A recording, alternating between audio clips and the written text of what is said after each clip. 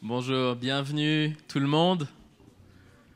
Je suis content j'ai rencontré des personnes que je ne connaissais pas ce matin. En tout cas, que tout le monde se sente bienvenu ici dans ce lieu. Ici, nous sommes dans la maison du Seigneur, parmi la famille du Seigneur. On accueille aussi tous ceux qui nous regardent. On est vraiment reconnaissant pour toutes ces personnes qui nous suivent, qui n'ont pas le privilège d'être parmi nous ensemble. Et nous, ici, on a ce privilège d'avoir part à la présence du Seigneur, de pouvoir le louer, de pouvoir l'adorer. Amen. On va pouvoir se mettre debout, on va pouvoir l'exalter, on va pouvoir le chanter parce qu'on est reconnaissant envers lui. Amen. Ce n'est pas des chants qu'on va chanter, mais c'est notre cœur de reconnaissance qu'on va élever vers le Seigneur. Si on a quelque chose pour lequel on est reconnaissant envers le Seigneur. S'il nous a sauvés, il nous a pardonné de nos péchés, c'est déjà beaucoup trop et il ne s'arrête pas là. Amen. Moi, tous les jours de ma vie, je le remercie et j'ai envie de l'exalter, j'ai envie d'être joyeux dans sa présence pour tout ce qu'il a fait pour moi, tout ce qu'il a fait dans son église, le privilège qu'il me donne d'avoir part dans son église, comme nous tous ses enfants. Amen. Alléluia. Seigneur, nous te remercions. Nous sommes heureux d'être dans ta présence. Jésus, nous voulons t'exalter, nous voulons te louer. Oui, Jésus. Viens remplir ce lieu. Viens prendre toute la place, Seigneur. Nous voulons te laisser place. Viens parler, Seigneur. Viens nous parler à chacun de nos cœurs. Car nous, Seigneur, nous avons soif de ta présence. Oui, Jésus. Alléluia. Alléluia. Amen. Venons avec reconnaissance. Chantons-lui nos louanges. Réjouissons-nous dans sa présence. Chantons grand et puissant est son nom. Louons avec nos instruments. Louons avec nos voix. Louons-le sur la terre et dans les cieux, élevant son nom de tout notre cœur. Le Seigneur est bon. Le Seigneur est bon, le Seigneur est bon, et sa miséricorde durera toujours. Le Seigneur est bon, le Seigneur est bon, le Seigneur est bon, et sa miséricorde durera toujours. Le Seigneur est bon et sa miséricorde durera toujours. Venons avec reconnaissance. Venons avec reconnaissance. Chantons-lui nos louanges. Réjouissons-nous dans sa présence. Chantons grand et puissant est son nom. Louons avec nos instruments.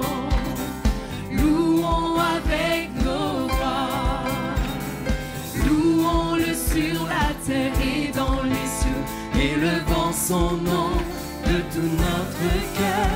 Le Seigneur est bon, le Seigneur est bon, le Seigneur est bon, le Seigneur est bon, et sa miséricorde durera toujours. Le Seigneur est bon, le Seigneur est bon, le Seigneur est bon, le Seigneur est bon, le Seigneur est bon, et sa miséricorde durera toujours. Le Seigneur est bon, et sa miséricorde durera toujours. Jésus, Jésus le Christ est exalté. Il est le Créateur. Venons et inclinons nos cœurs. Nous levons nos mains, élevons nos voix. Le Seigneur est bon. Le Seigneur est bon. Le Seigneur est bon. Et sa miséricorde durera toujours. le Seigneur est bon. Le Seigneur est bon. Le Seigneur est bon. Le Seigneur est bon. Le Seigneur est bon.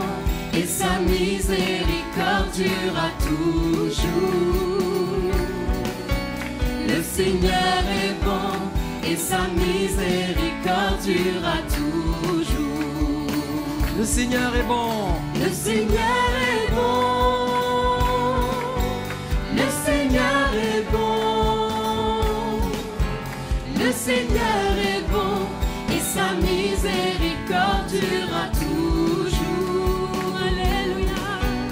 Le Seigneur est bon. Le Seigneur est bon. Le Seigneur est bon et sa miséricorde durera toujours. Le Seigneur est bon et sa miséricorde durera toujours. Le Seigneur est bon et sa miséricorde durera toujours. Alléluia, Seigneur. Oui, nous venons avec reconnaissance, Seigneur, avec ton peuple devant toi ce matin. Avec reconnaissance, Seigneur, pour te célébrer, Jésus, pour te louer car tu es bon, Seigneur. Alléluia. Alléluia, le Seigneur est bon. Le Seigneur est bon et son amour durera toujours, sa fidélité subsiste à jamais. Le Seigneur est bon, il ne nous décevra jamais, il est avec nous. C'est un Dieu fidèle et un Dieu bon. Grande est ta fidélité,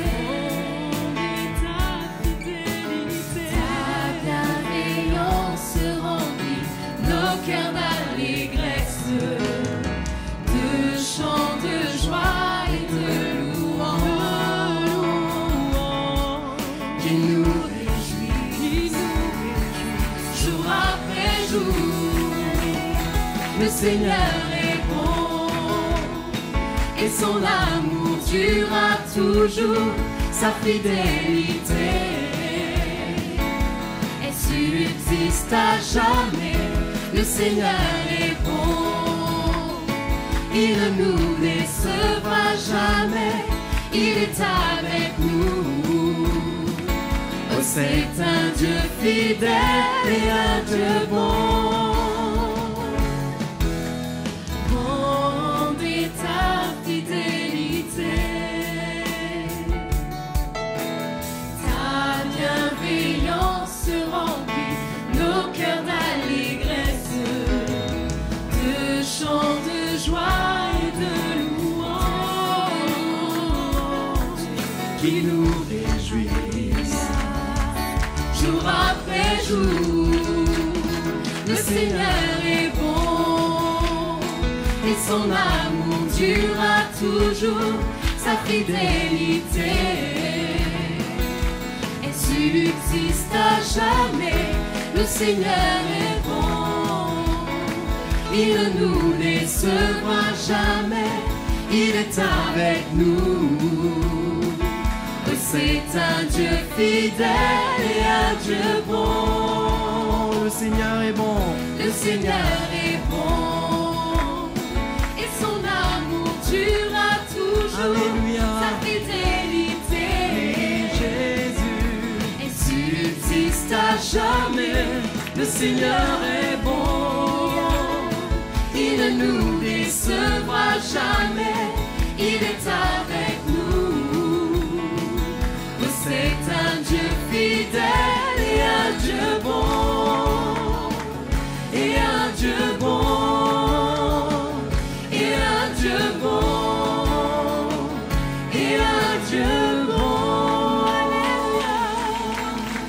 Alléluia, Seigneur, tu es bon, Jésus.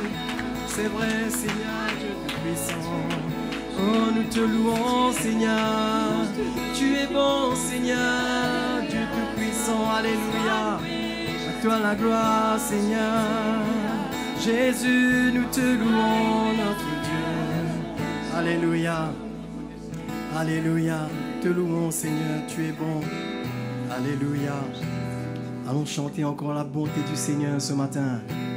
Dieu est bon, nous voulons le chanter. Dieu est bon, le célébrer. Dieu est bon, nous voulons le chanter. Dieu est bon, oui c'est bien vrai. Dieu est bon, Dieu est bon, nous voulons le chanter. Dieu est bon, le célébrer. Dieu est bon, nous voulons le chanter. Dieu est bon, oui c'est bien vrai. Et quand je pense à son amour pour moi, mon cœur saute de joie et je danse. Et dans son cœur il y a place pour moi et j'y cours les bras grands ouverts. Dieu est bon, nous voulons le chanter. Dieu est bon, le célébrer. Dieu est bon, nous voulons le chanter. Dieu est bon, oui c'est bien vrai. Quand je pense à son amour, et quand je pense à son amour pour moi, mon cœur saute de joie et je danse. Et dans son cœur il y a place pour moi et j'y cours les bras grands ouverts. Dieu est bon, Dieu est bon, nous voulons le chanter. Dieu est bon, le célébrer. Dieu est bon, nous voulons le chanter. Dieu est bon, oui c'est bien vrai. Dieu est bon, Dieu est bon, nous voulons le chanter. Dieu est bon, le célébrer. Dieu est bon, nous voulons le chanter. Dieu est bon, oui c'est bien vrai. Alléluia Jésus, c'est vrai Seigneur, tu es bon notre Dieu. Alléluia, alléluia, alléluia. Nous voulons encore chanter ta bonté Seigneur. Alléluia, alléluia. Quand je vois la bonté de Jésus et tout ce qu'il a fait pour moi, mon cœur crie très fort. Alléluia, gloire à Dieu, il est mon Dieu. Quand je vois la bonté de Jésus et tout ce qu'il a fait pour moi, mon cœur crie très fort. Alléluia, gloire à Dieu, il est mon roi. Quand je vois la bonté de Jésus et tout ce qu'il a fait pour moi, mon cœur crie très fort. Alléluia, gloire à Dieu, il est mon roi.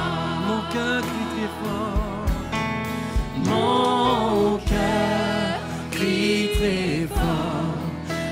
Alléluia, gloire à Dieu, il est mon roi.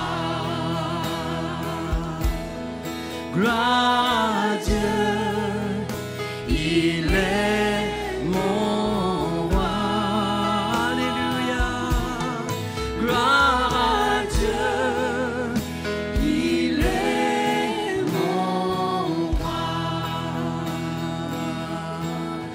Alléluia Seigneur, oui mon Dieu, quand je vois voit ta bonté, Seigneur. Comment résister, Seigneur, à ta bonté, ton amour. Oh Dieu Tout-Puissant, tu es tellement bon, Seigneur, envers chacun de nous. Tu envoies ta parole, Seigneur, pour nous emmener vraiment à être comme toi, à marcher de plus en plus dans tes traces, Seigneur. Oh Dieu Tout-Puissant, tu es tellement bon, Seigneur Jésus. Alléluia. Nous t'adorons, Seigneur. Nous t'adorons, Jésus. Alléluia. Oh, merci, mon Dieu. Merci, mon Dieu. Merci, Seigneur. À toi la gloire, Seigneur Jésus. Alléluia. Alléluia. Adorons le Seigneur, son amour et sa beauté. Tout en lui est lumière et bonté. Adorons le Seigneur, son éclat et sa beauté. Tout en lui est lumière et bonté. Dans la joie, au milieu de son peuple, ma bouche proclame ses louanges.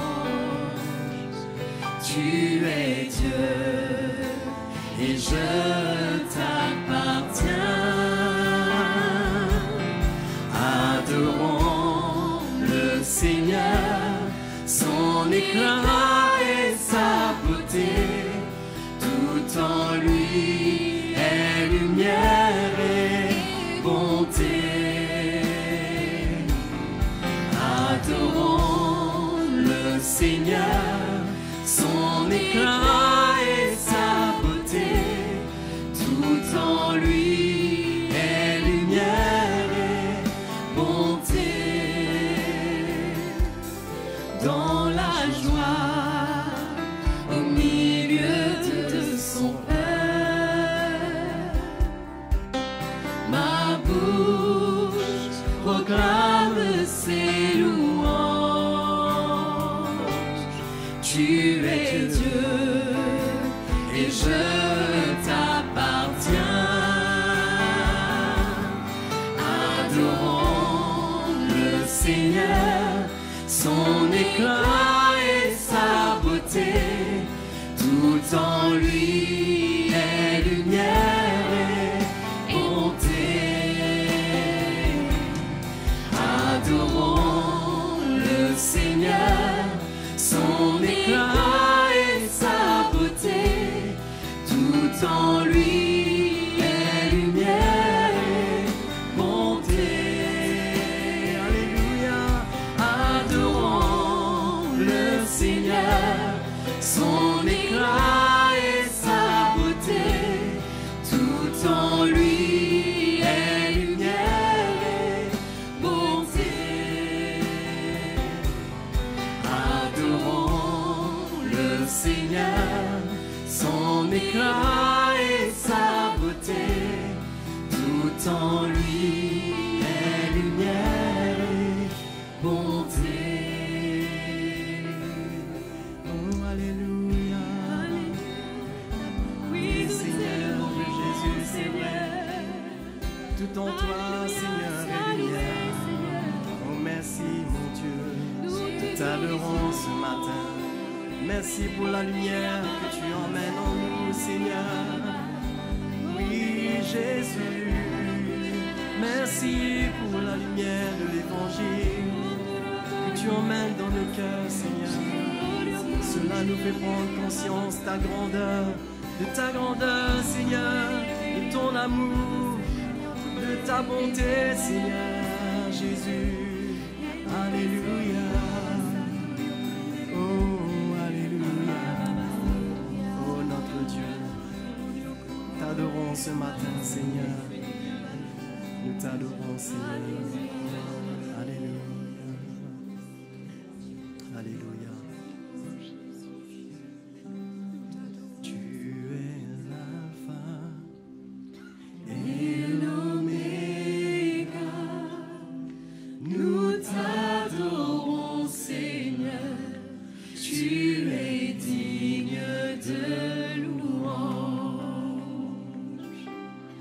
Tu es l'alpha et l'oméga.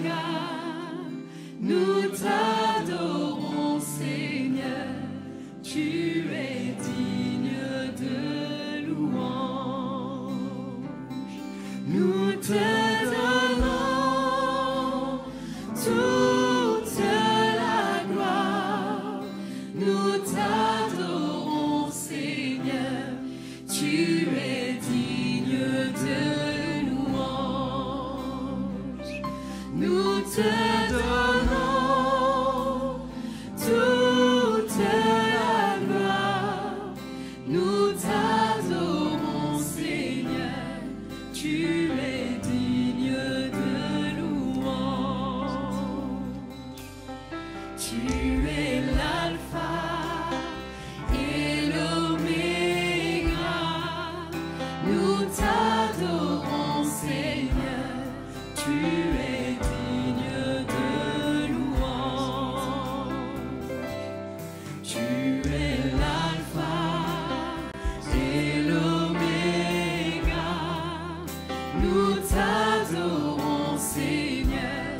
Tu es digne de louange. Nous te donnons toute la gloire. Nous t'adorons, Seigneur.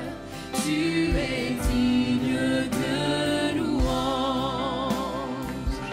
Nous te donnons toute la gloire. Nous t'adorons, Seigneur. Tu es digne de louange. Nous te donnons toute la gloire. Nous t'adorons, Seigneur. Tu es digne de louange. Nous te donnons toute la gloire. Nous t'adorons, Seigneur. Tu es digne de louange. Nous t'adorons, Seigneur. Tu es digne de louange. Nous t'adorons, Seigneur. Tu es digne de louange. Alléluia. Alléluia. Oh Seigneur. Adorons Jésus ce matin. Oh Jésus. Adorons-le, lui le premier et le dernier. S'il commence une œuvre en nous, c'est lui qui va l'achever. T'adorons, Alléluia. T'adorons, Adorons Jésus ce matin. t'adorons, Seigneur. Oui, le commencement Oui, tu es et la digne de fin. louer. Oui, c'est lui le consommateur de Seigneur, tu es notre digne foi. d'être levé. Adorons Jésus ce matin. T'adorons ce matin. Adorons-le de tout Oh, notre nous cœur. t'adorons, Seigneur. Oui, nous te donnons Oui, tu toute la mérites la gloire, gloire. Seigneur Jésus. Pour cela, nous t'adorons, nous levons nos cœurs vers toi. Seigneur, nous te remercions, car tu es digne. Oh, tu es digne, Seigneur. Alléluia. Seigneur, ce matin, je veux te remercier. Seigneur, parce que tu étais fidèle envers moi pendant cette semaine. Seigneur, des fois on ne mérite rien, mais seulement par ta grâce que nous sommes là. Seigneur, bien souvent on est à côté de ce que tu nous demandes de faire pour toi. Mais je réalise, Seigneur, ta fidélité envers ma vie. Seigneur, tu nous accordes des miracles extraordinaires. Pendant cette semaine, ta main était sur nous pour nous garder, pour me garder. Seigneur, c'est pour cela que nous ne réalisons pas, moi je ne réalise pas, Seigneur, la grâce que tu m'as accordée de faire partie de ton plan. Mais ce matin, je viens devant toi pour te remercier, pour te louer, parce que tu es le seul Dieu et le vrai Dieu que nous servons. Pour cela, ce matin, Seigneur, que mon cœur soit brisé devant toi. Tu m'as choisi des années, tu m'as choisi, Seigneur. J'étais égaré dans ce monde. Je vivais, Seigneur, sous la puissance du ténèbre. Tu m'as racheté. Et Seigneur, chaque jour, tu me montres ta fidélité envers ma vie. Tu me gardes. Seigneur, tu m'empêches de tomber.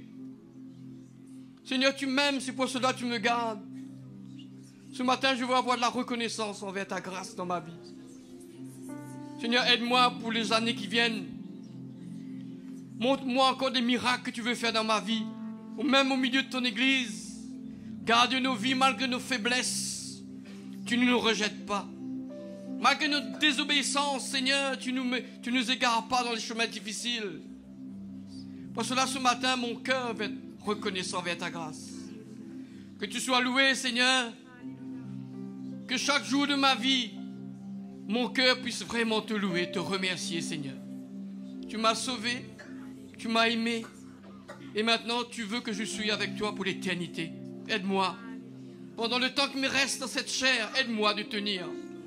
Aide-moi d'être ferme jusqu'au bout. Seigneur, afin que ma vie puisse te glorifier. À toi seul la gloire ce matin.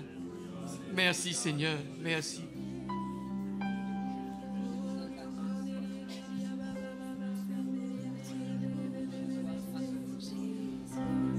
Alléluia. Alléluia, Seigneur. Allons l'adorer ce matin, frères et sœurs. On lève nos mains vers lui ce matin. À lui donner gloire parce qu'il mérite la gloire. Jésus veut tellement nous aimer, tellement nous emmener dans son plan si merveilleux qu'il a préparé pour nous. Il veut que personne ne la rate. Au contraire, il veut que tous parviennent à cette lumière, cette connaissance. Ce matin, nos cœurs peuvent être vraiment dans la reconnaissance envers lui. Seigneur, aide-nous. Oh, aide chacun de nous qui est là ce matin. Restaure-nous ce matin, Seigneur. Rends-nous libres ce matin. Aide-nous à continuer ce chemin, Seigneur, afin de te remercier, t'adorer pour ce que tu es pour nous. Merci, Seigneur. Alléluia, Seigneur. Merci. Merci. Bonjour, mes frères et sœurs. Hein? Donc, ce matin, vraiment, le Seigneur nous fait grâce, oui ou non? Il nous visite, il nous parle, il nous instruit. On va écouter la parole de Dieu tout à l'heure encore. C'est extraordinaire, oui ou non? Hein? On n'est pas un peuple qui manque de la nourriture. Tout est là.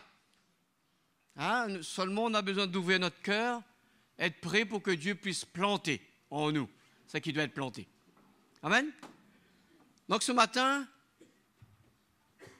je crois que la parole de Dieu nous dit, nous sommes là, nous étions été, comment dire ça, depuis la fondation du monde, dans son cœur, nous étions avec lui, concernant le salut, le plan qu'il a préparé pour nous d'avance. Malgré qu'on n'était pas encore là, on n'existe pas, mais Dieu dans son cœur savait qu'un chacun de nous qui est là ce matin, on devait faire partie de ce plan si merveilleux. Quelle grâce! Oui ou non? Personne n'est là par hasard. Il n'y a pas du hasard avec le Seigneur concernant le plan de Dieu. Il nous a choisis, il nous a retirés du ténèbre sous la puissance de l'ennemi, il nous a mis dans son église. Et le frère Justin dit ça jeudi soir, on est devenu son ouvrage. Il y a une œuvre que Dieu veut faire en nous pour que cette vie de Christ augmente dans nos cœurs. Et tout à l'heure, j'ai en train de penser que j'étais là. Avant le retour du Seigneur, il y aura un miracle, il y aura un réveil dans le cœur des chrétiens. Ceux qui l'aiment, ceux qui sont égarés. Parce que Dieu n'est pas mort en vain pour emmener quelqu'un à la lumière et pour l'abandonner. Dieu veut la ramener sur ce fondement afin qu'il puisse vraiment expérimenter ce plan du salut pour sa vie et pour l'éternité. Pour cela, il faut que personne qui est là ce matin soit désespéré. Concernant son couple, concernant ses enfants, au contraire, il faut qu'on ait la foi de notre cœur. Que Dieu va ramener les morts, ressusciter les morts, parce qu'il est le Dieu qui donne la vie. Amen? Donc nous croyons qu'il y a un moment, nous croyons dans nos cœurs avec les frères, avant le retour de Jésus, Jésus va construire cette église. Il va le rendre inébranlable. Il va montrer cette Église comme une lumière au sein des nations, là où il existe, afin que les hommes qui doivent être sauvés, ils soient sauvés. Moi, je crois que ce matin, il faut qu'on ait un feu en nous. Non, il faut un feu qui se lève de notre esprit, de nos cœurs, et qu'on commence à servir Jésus, oui ou non? Là où on est, dans notre travail, là où on est, là où le Seigneur nous place. Mais avoir une rage en nous. On veut que les hommes soient sauvés. On veut que mon voisin entende l'Évangile. Oui ou non? Oui. Donc ce matin, qui veut cela? Qui veut cette disposition de cœur? Et je vous dis que c'est le temps. Parce que le temps devient mauvais, mais la Bible dit qu'avant son retour, il va rétablir toutes choses. Et on voit, on commence à commencer ça. Voir de loin que Dieu entraîne dans toutes les nations établir les choses qu'il faut établir pour l'Église. Donc, est-ce que vous êtes en feu ce matin? Un petit feu, hein? Il y a un grand feu qui vient. Il faut que se réjouir. C'est le temps. Hein? On va servir le Seigneur. Tous si vous êtes là ce matin, même la première personne qui est venue là ce matin pour la première fois, Dieu a un plan de Dieu pour votre vie. Dieu a quelque chose pour votre famille. Dieu a quelque chose pour vous, hein, chacun de vous. Et chacun de nous, on est appelé à le servir, à l'endroit qu'on est, avec le moyen qu'il nous a donné. Hein, l'héritage qu'on a reçu de Christ, c'est en nous. Et si nous nous levons dans l'esprit, on va faire des miracles. Amen?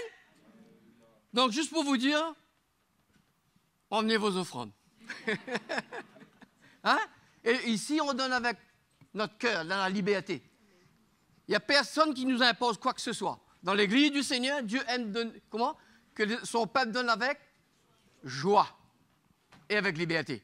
Donc, chacun de vous, vous pouvez les approcher et donner pour que ce bâtiment puisse être pris en main, hein, et que rien ne nous manque pour qu'on puisse se réunir ici. Tous les jours que le Seigneur nous donne le privilège. Amen? On y va, Michel. Ton nom est si merveilleux, Jésus. Ton nom est si merveilleux, Jésus. Ton nom est si merveilleux. Ton nom est si merveilleux. Ton nom est si merveilleux, Jésus. Ton nom est si merveilleux. Ton nom est si merveilleux. Ton nom est si merveilleux, Jésus. Ton nom est si merveilleux, Jésus. Ton nom est si merveilleux, Jésus. Ton nom est si merveilleux. Ton nom est si merveilleux. Ton nom est si merveilleux, Jésus. Ton nom est si merveilleux. Ton nom est si merveilleux. Ton nom est si merveilleux, Jésus.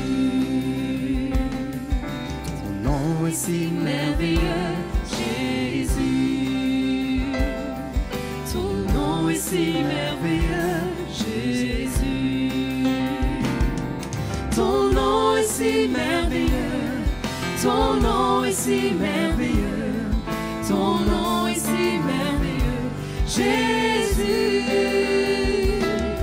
Ton nom est si merveilleux. Ton nom est si merveilleux. Ton nom est si merveilleux, Jésus. Ton nom est si merveilleux, Jésus. Voilà, bonjour tout le monde. J'espère que vous allez bien, que c'est un beau dimanche pour vous. Hein? Hein? Hein? Ouais. C'est pas obligatoire que ce soit un beau dimanche pour vous. Hein? Il y a des jours, l'épreuve ne regarde pas le calendrier. Hein? Hein? Les choses arrivent dans nos vies, contre nos vies. Mais comme on l'a entendu ce matin au travers de tous les encouragements qui ont été apportés, le Seigneur est fidèle. Il est avec nous.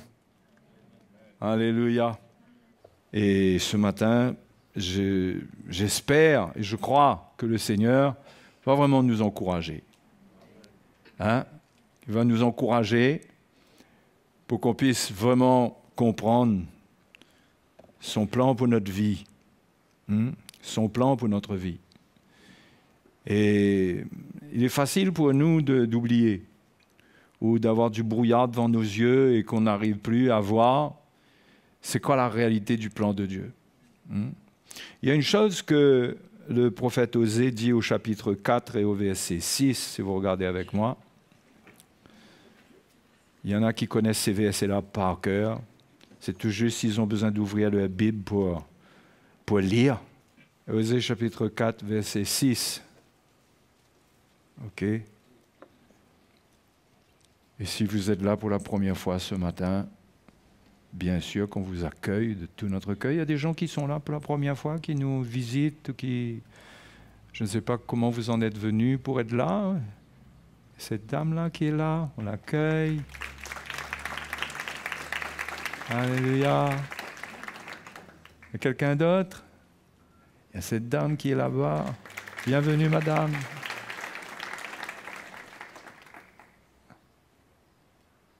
Voilà. Vous êtes à Osée. Nous allons Osée, chapitre 4. Mon peuple est détruit parce qu'il lui manque la connaissance. Ce qui détruit le peuple de Dieu, c'est quand il ne connaît pas son Dieu. Il devient, le terme est peut-être fort, mais comme une marionnette entre les mains de l'ennemi, pour le pousser à droite, à gauche, l'amener à croire dans une doctrine, à être déçu, à recommencer avec une autre doctrine, à être déçu, à repartir dans un autre vent de doctrine.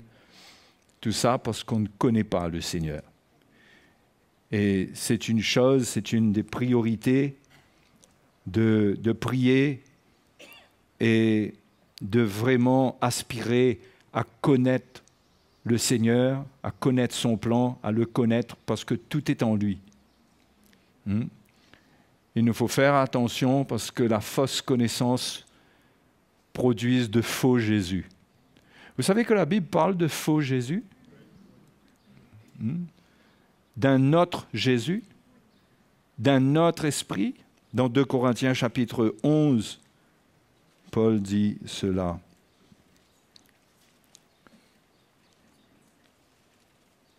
Au verset 4, au verset 3, toutefois, de même que le serpent séduisit Ève par sa ruse, je crains que vos pensées ne se corrompent et ne se détournent de la simplicité à l'égard de Christ. Car si quelqu'un vient vous prêcher un autre Jésus que celui que nous avons prêché, ou si vous recevez un autre esprit que celui que vous avez reçu, ou un autre évangile que celui que vous avez embrassé, vous le supportez fort bien. Donc, du temps de Paul, il y avait l'évangile qu'il prêchait et il y avait d'autres évangiles. Et c'est comme ça à notre époque. Il ne faut pas croire que tous les évangiles sont l'évangile de Christ. Il faut trouver l'évangile de Christ. Ouais. Il faut le trouver. Ceux qui sont sincères, ceux qui ont soif de Dieu, pour eux, Jésus dit « Mes brebis connaissent ma voix. Elles me connaissent. » Les brebis du Seigneur reconnaissent les étrangers. Ils reconnaissent quand une voix n'est pas la voix du berger. Et parfois, il peut arriver que pendant un temps, elles se font séduire, ces brebis-là, mais il y a un moment où elles se disent « il y a quelque chose qui ne va pas ». Et qu'elles n'arrivent pas à expliquer. Mais c'est comme si le cœur n'est pas tranquille. Parce que le Jésus qui est annoncé, ce n'est pas le vrai Jésus. Donc, dans le royaume de Dieu, il y a des Jésus qui sont d'autres Jésus que le vrai Jésus. Hein? Alors, je ne vous fais pas poser la question. Ça, c'est à vous de répondre à cela. C'est à vous de savoir Quel est le témoignage du Saint-Esprit dans votre vie? Est-ce qu'ici, nous prêchons le vrai Jésus? Hein? Mais si vous êtes une brebis du Seigneur, vous devez avoir la réponse du Seigneur dans votre cœur parce que c'est le Saint-Esprit qui conduit les brebis. C'est lui qui les rassure, c'est lui qui donne un témoignage dans le cœur des chrétiens que la voie est bonne. Que la voie est bonne. Donc, comment éviter la séduction? C'est la connaissance de Dieu. Il nous faut connaître le Seigneur. Vous savez que l'apôtre Pierre dit que c'est par la connaissance de Dieu que nous avons été sauvés de nos péchés. Parce que Dieu, la connaissance de Dieu, c'est quoi? C'est la révélation du Seigneur qui vient, qui nous éclaire pour qu'on puisse le connaître. C'est lui qui fait ça. S'il ne le fait pas et si un homme nous convainc, on sera encore dans les ténèbres. Mais c'est lui qui manifeste sa connaissance quand nous sommes dans les ténèbres. C'est lui qui manifeste cette lumière et qui ouvre nos yeux pour qu'on comprenne. Mais toutefois, quand quelqu'un peut avoir les yeux ouverts sur le salut, mais pourtant prendre le chemin de la séduction ensuite. Il y a tant de gens qui rencontrent Jésus au travers de l'évangile du salut, au niveau où c'est annoncé. Ils réalisent l'amour de Dieu, ils naissent de nouveau, et tout de suite ils sont pris dans un esprit de séduction parce que la vérité ne leur est pas enseignée. Et ça produit de grandes souffrances. Je ne parle pas de maladie, mais je parle de ténèbres, de confusion qui produisent souvent le dégoût chez les chrétiens qui abandonnent la foi. Et souvent des gens qui sont sincères. Donc la connaissance du Seigneur, l'apôtre Pierre nous dit qu'il faut croître dans la connaissance. Regardez dans 2 Pierre chapitre 3. Pierre dit, mais croissez au verset 18, mais croissez dans la grâce et dans la connaissance de notre Seigneur et Sauveur Jésus-Christ. Avant cela, au verset 17, il dit quelque chose d'important. Vous donc, bien-aimés qui êtes avertis, tenez-vous sur vos gardes, de peur qu'entraînés par l'égarement des impies, vous veniez à déchoir de votre fermeté. D'accord? Il dit, mais croissez dans la grâce, c'est-à-dire que la protection vient de ça. C'est de croître dans la grâce et dans la connaissance de notre Seigneur et Sauveur Jésus-Christ. On doit croître dans la grâce et dans la connaissance du Seigneur. Pourquoi croître dans la grâce? Parce que la grâce apporte la preuve que c'est Dieu qui a sa main sur notre vie. Que notre marche avec lui, ce n'est pas simplement nos efforts, mais nous voyons des miracles qui se passent. Nous expérimentons la grâce de Dieu. La grâce, ce n'est pas seulement ce qui nous sauve quand nous sommes perdus, et après nous sommes lâchés, livrés à nous-mêmes pour grandir, pour faire des efforts, pour persévérer. La grâce, nous la recevons pour notre salut. C'est le don gratuit de Dieu. Grâce veut dire gratuit. Son intervention gratuite. Dieu ne nous demande rien.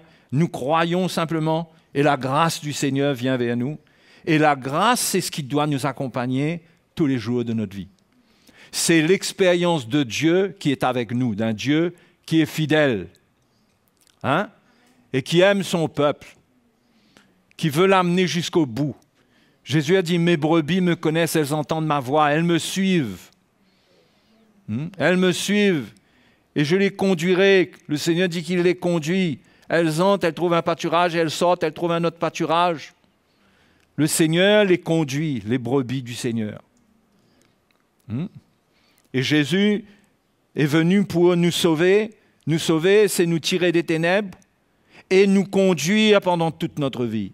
Le salut, ce n'est pas acquis simplement parce qu'on a cru en Jésus-Christ. Quand on a cru en Jésus-Christ, on est sauvé. Mais nous pouvons nous égarer. nous pouvons encore nous égarer et retourner vers des faux Jésus et nous décourager. Mais le salut, c'est Dieu qui nous met à part, nous sauve, nous convainc, nous le suivons, et la grâce, elle continue à agir dans notre vie, et nous avons besoin d'elle. C'est pourquoi il faut de l'humilité, parce que la Bible dit Dieu fait grâce aux humbles. Il résiste aux orgueilleux. L'orgueilleux, il a un problème, c'est qu'il n'aura pas la grâce. Comment il va persévérer? Mais ceux qui sont humbles, qui acceptent d'être qualifiés de brebis, et le monde ne va pas dire que vous êtes des brebis, il va dire que vous êtes des moutons. Hein? Tu es un mouton. Ne réagis pas avec orgueil à cela. Accepte d'être un mouton. Parce que nous sommes tous des moutons. Mais je préfère le terme brebis. On laisse le terme mouton pour le monde. D'accord? Nous sommes des brebis faibles. Notre laine est convoitée. Notre lait est convoité. Le diable veut voler les brebis et on finit avec elles, prendre tout ce qu'elles possèdent et ensuite les abandonner dans une décharge. Jésus n'est pas comme ça. Jésus aime ses brebis. C'est pourquoi nous avons été tirés du monde. Nous avons expérimenté la grâce de Dieu. Dieu est venu vers nous. Nous ne sommes pas allés vers Dieu comme ça. Nous ne sommes pas allés vers Dieu comme ça. Sûrement, Dieu a dû voir notre misère. Dieu a dû voir certains qu'on le cherchait. Le salut est un mystère, mais personne ne peut être sauvé par lui-même parce qu'il le décide. Mais Dieu est fidèle et la grâce de Dieu s'est manifestée. Alléluia. Ce que vous devez comprendre ce matin, la grâce n'est pas le déclencheur simplement du salut. La grâce, c'est l'accompagnateur du salut. Le bonheur et la grâce m'accompagneront tous les jours de ma vie, dit David dans le psaume 23. La grâce doit m'accompagner. Sinon, je vais m'user. Me user. Je vais me reposer sur mes propres forces. Et il y a trop d'opposition en face. Il y a trop d'opposition en face pour qu'un homme tienne par lui-même. Il faut la grâce de Dieu. Personne n'y arrivera par ses propres forces. Personne. Quand je vous dis personne, c'est personne. Hein? Nous tous. À commencer par nous-mêmes les anciens. Ceux qui sont le plus devant dans le combat. Il faut la grâce. Donc, qu'est-ce qu'il faut? Il faut croître dans la grâce et dans la connaissance. Et on va voir que les deux sont liés. C'est pourquoi on va lire un petit peu un épisode très intéressant de la vie de Moïse. Moïse, le serviteur de l'Éternel. Alléluia. Dans Exode chapitre 33, Moïse dit des choses très intéressantes. Moïse avait une révélation de Dieu. Il avait vu Dieu sur la montagne, une manifestation de Dieu. Non pas Dieu dans sa forme réelle, mais il a eu une révélation divine, il a eu une approche de Dieu. Et cela a marqué sa vie. Il a compris, dans le contact avec Dieu, sans que Dieu explique beaucoup de choses, l'homme ressent pleinement. Qu'est-ce qu'il y a dans cette personne-là pour lui? Et Moïse a compris. Le verset 12 nous dit qu'il parle à Dieu. Je ne crois pas, moi, que Moïse était sous la loi. Moïse est venu amener la loi. Mais il avait une relation très particulière avec Dieu. Je pense que s'il était sous la loi, il n'aurait pas pu faire tout ce qu'il a fait.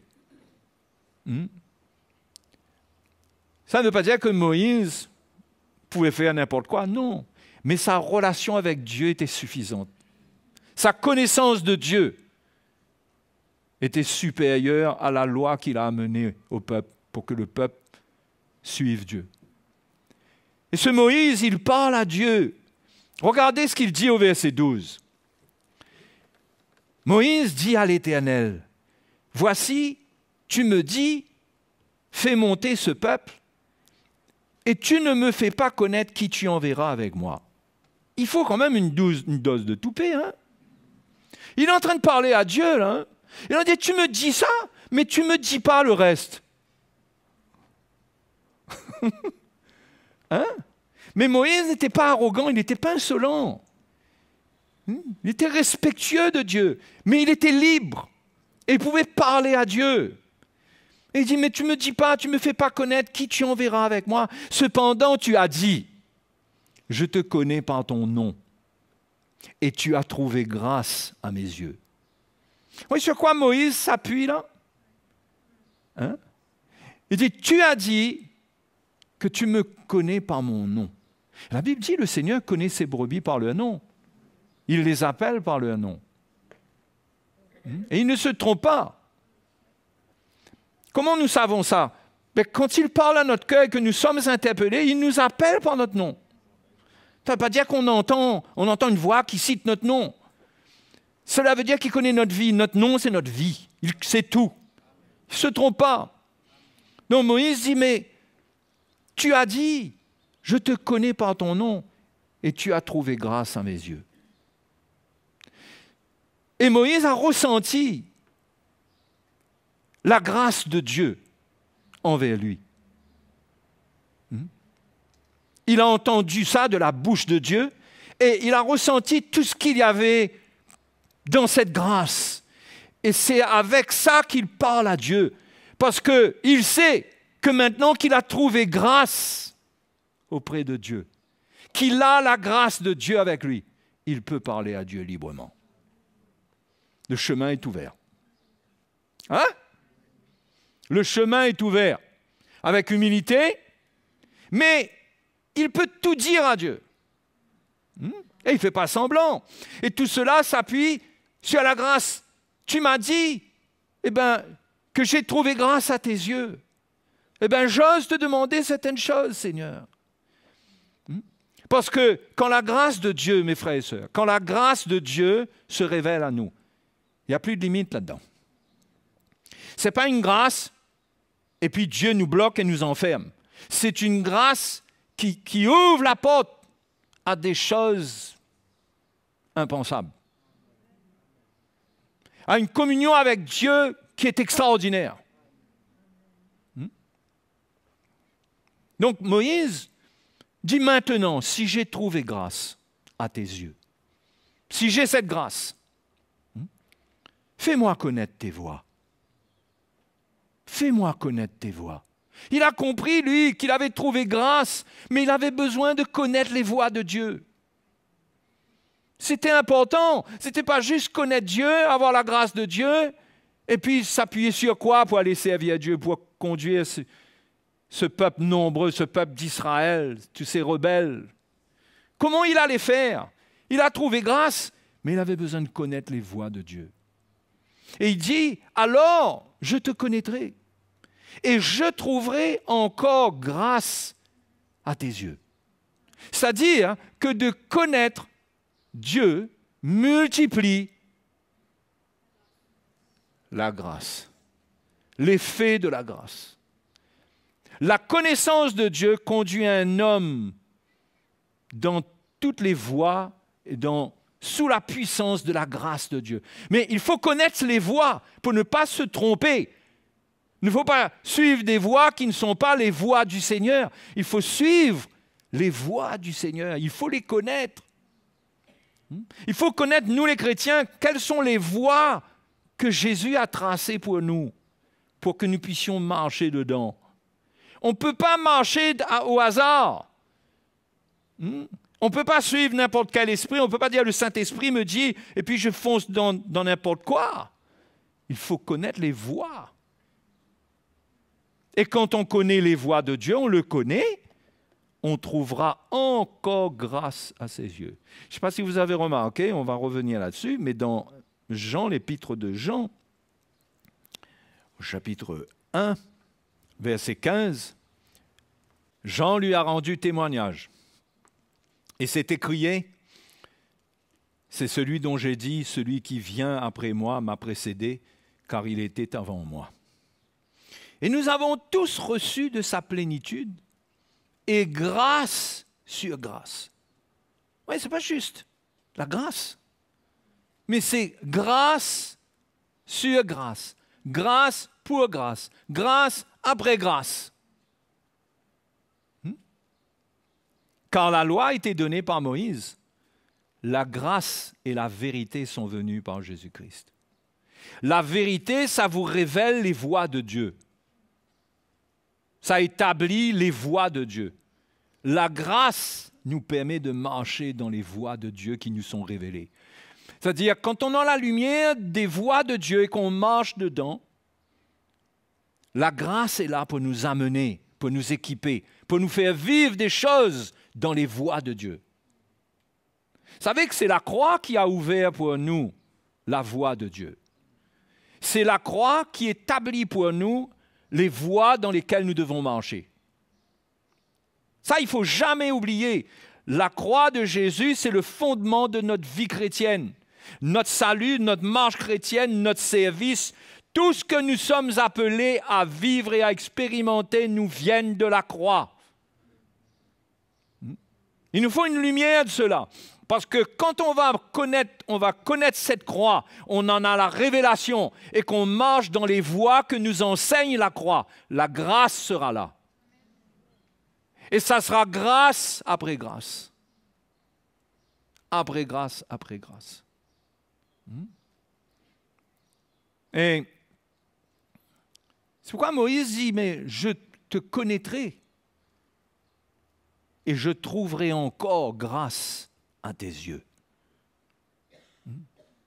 Il avait besoin, il savait qu'il avait besoin de la grâce de Dieu jusqu'au bout.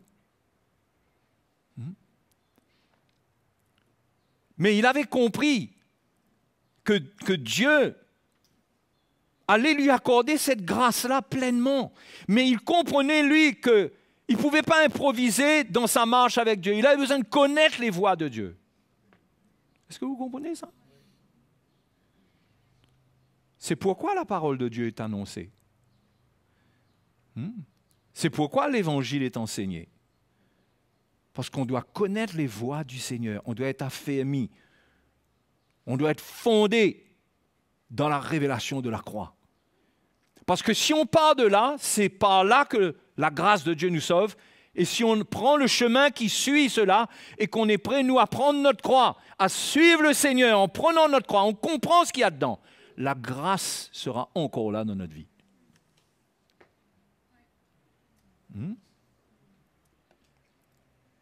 Donc Moïse dit, fais-moi connaître tes voies. Les frères et les sœurs, il faut chercher à connaître le Seigneur et à connaître ses voies. Si on ne fait que connaître le Seigneur, on dit, moi je connais le Seigneur. Ça veut dire quoi, je connais le Seigneur? Je suis resté avec la connaissance de Dieu que j'ai eue pour me sauver, c'est tout.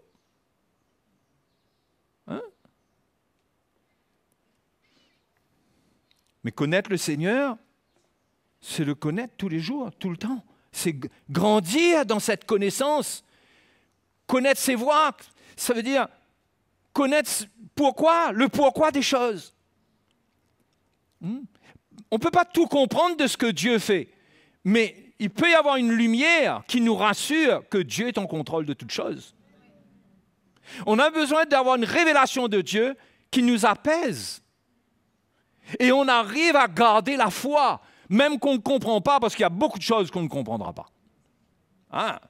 Ça, vous savez, on aura beau s'asseoir et créer des colloques, des débats et tout, on ne pourra jamais tout comprendre. On comprendra même très peu. Mais la voix de Dieu s'emprunte par la foi. Cette foi, elle vient d'une lumière qui nous rassure et qui nous montre que ce Dieu-là,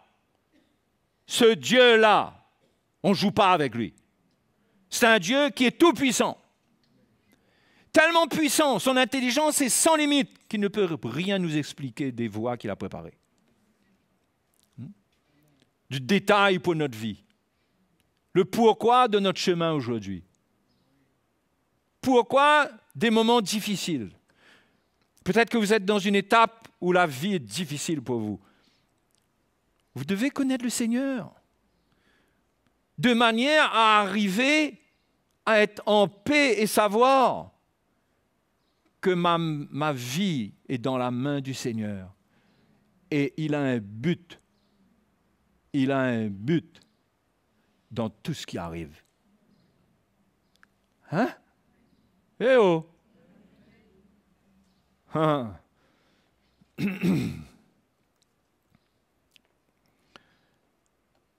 Vous savez, il y a quelque chose d'extraordinaire que j'ai lu dans l'Ecclésiaste. Ce n'était pas prévu ça, mais je crois que je vais vous encourager avec ça. Attendez, je vais trouver le passage. Bien sûr que ça se trouve dans l'Ecclésiaste, comme vous l'avez supposé. Et je crois que c'est au chapitre 9, verset 11. Ça va? Hein? Il faut qu'on admire la grandeur du Seigneur. Hein? J'ai encore vu sous le soleil que la course n'est point aux agiles. Normalement, la course, c'est pour celui qui est agile, qui s'est entraîné, qui est agile.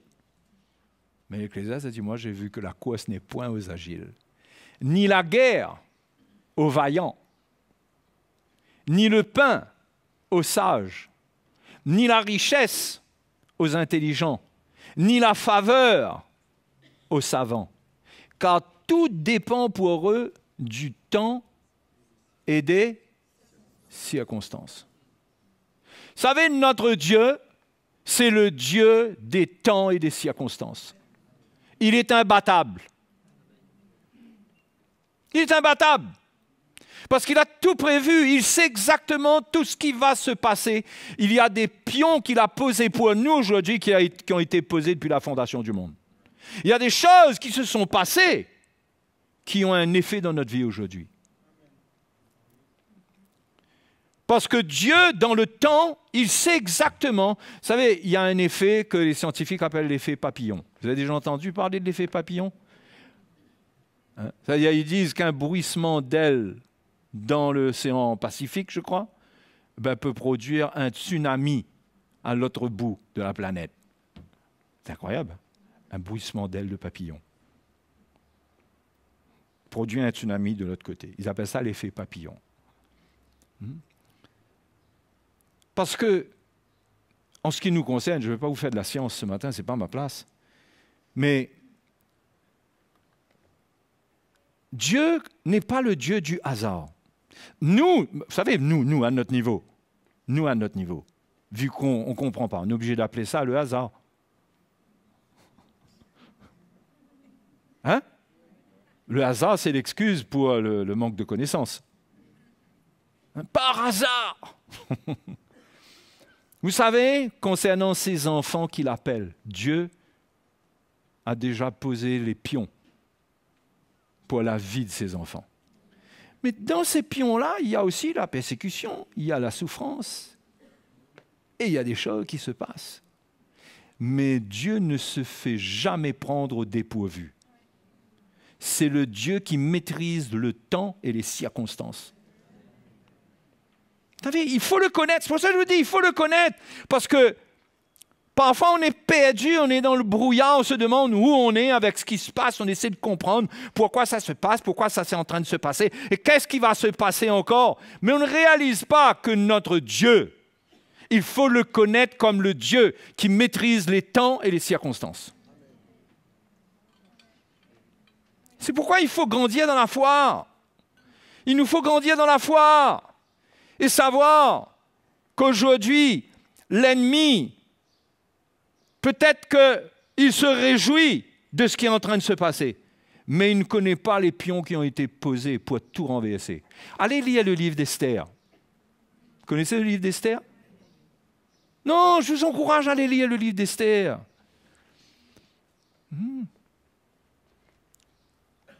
comment le peuple juif avait été menacé. Ils avaient été menacés par un homme qui s'appelait Haman. Haman, il croisait tous les jours un certain Mardochée juif qui n'acceptait pas la compromission et qui ne voulait pas se prosterner devant lui. Et Haman a développé, ce païen a développé une haine contre Mardochée et contre la race de tous les juifs. Parce que ce Haman-là, il avait été élevé, il était quelqu'un de haut placé, et il fallait le saluer, il fallait se prosterner. Et Mardochée refusait ça. Donc Haman s'est mis dans la tête qu'il va faire un plan pour supprimer Mardochée, et même il va aller plus loin. Il va faire supprimer tous les Juifs. Il y avait un sacré plan, lui. Hein? Mais ce qui est extraordinaire, et allez lire l'histoire, c'est qu'avant même qu'il soit dans cet état de vengeance, de représailles, Dieu avait déjà mis des pions en place. Esther était déjà la reine, ou elle est devenue la reine. Je ne vais pas lire toute l'histoire, ça va être long. La première reine, un jour, elle a refusé de se présenter quand le roi l'a appelée. Elle a offensé le roi, donc elle a été licenciée. Et on a cherché dans tout le royaume une nouvelle dame pour le roi.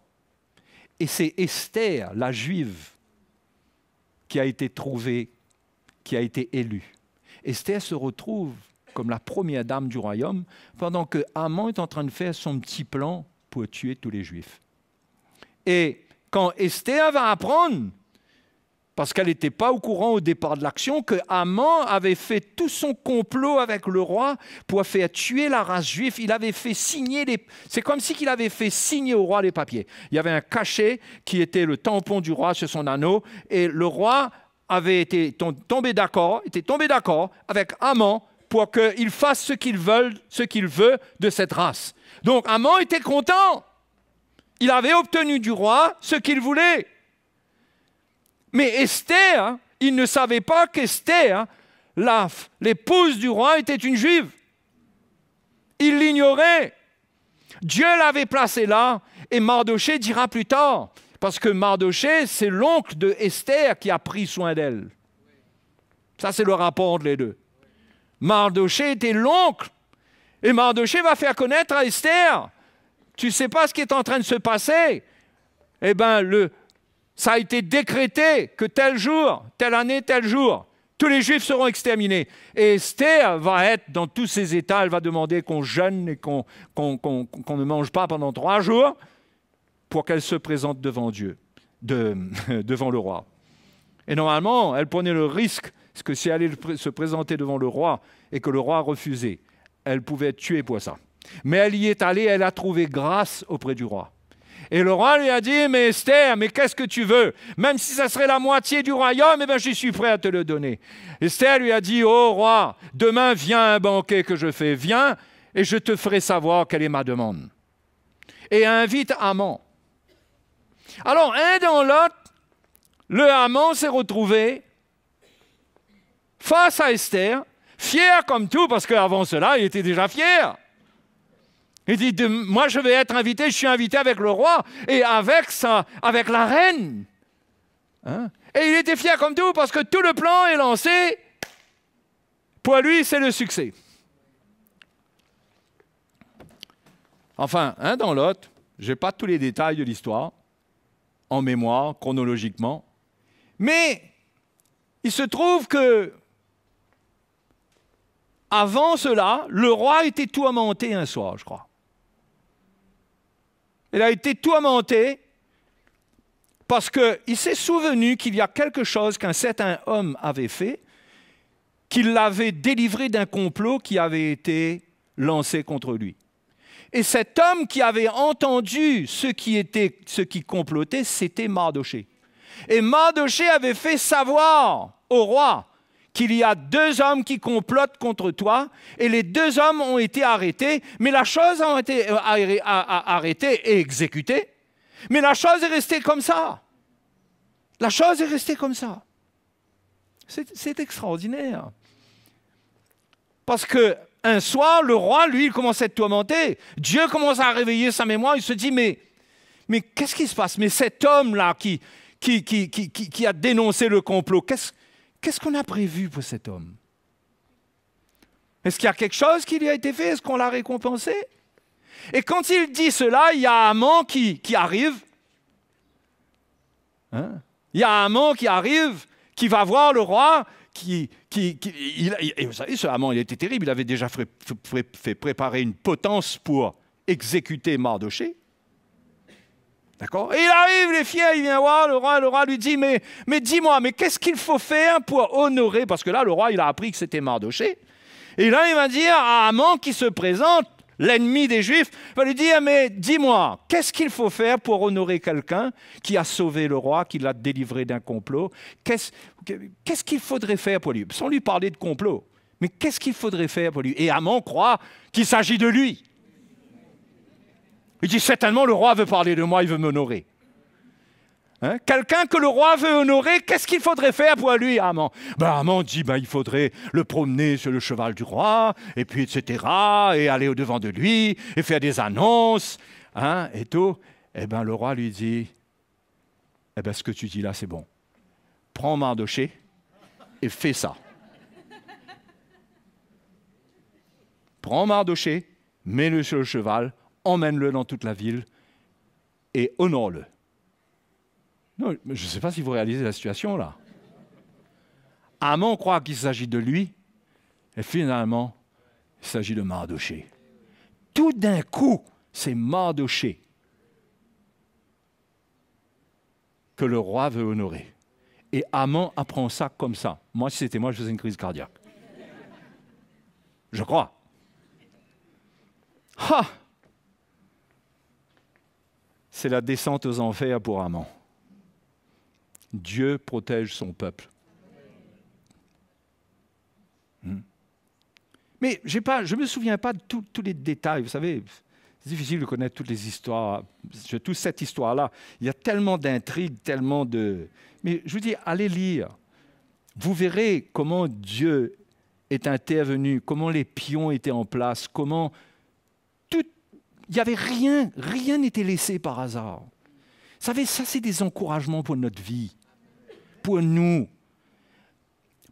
rien n'est laissé par hasard. Est-ce que vous comprenez ça? Rien. Dieu conduit toutes choses. Et aujourd'hui, on dirait que c'est catastrophique, comme au jour où Haman il a voulu faire son plan. Mais Dieu a un plan pour contrecarrer le plan de l'ennemi. Mais on dirait parfois que tout est fini pour nous. Mais ce n'est pas fini pour nous. Parce que le Seigneur a un plan. Il y a des pions qui ont été posés pour nous secourir au moment convenable. Nous devons avoir la foi en un tel Dieu.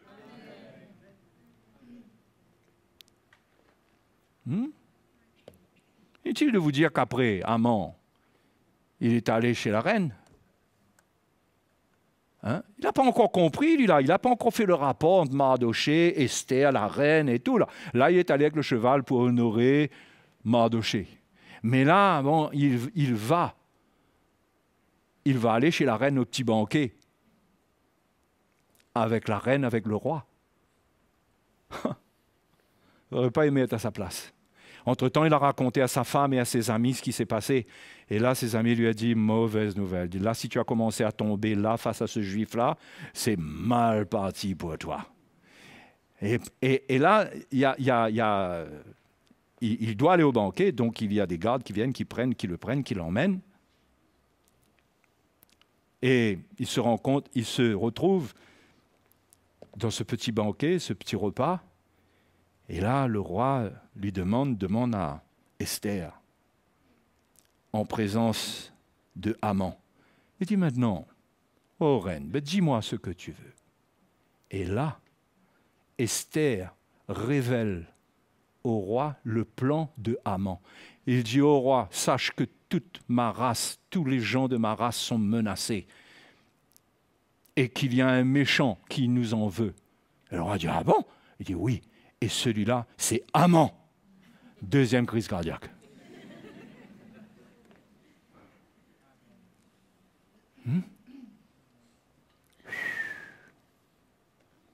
Et là, le roi se lève, il est pâle, il ne sait plus quoi penser.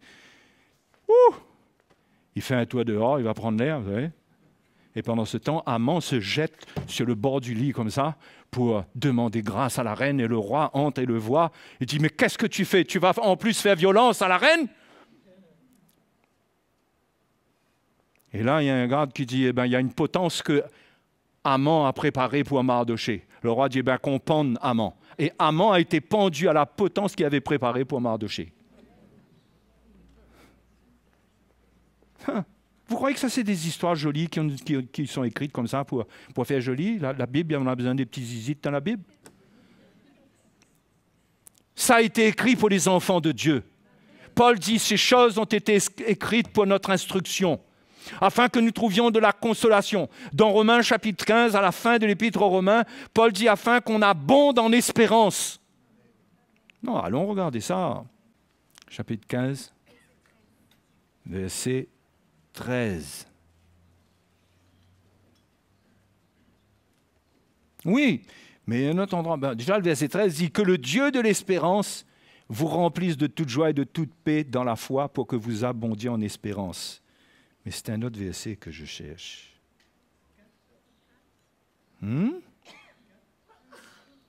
Pardon? 4? Oui, ça même. Ça même. Vous voyez, c'est important que vous connaissiez la Bible, parce que parfois, nous, on est limités. Il y a des moments où on se perd. Oh, tout ce qui a été écrit d'avance, verset 4, Romains 15.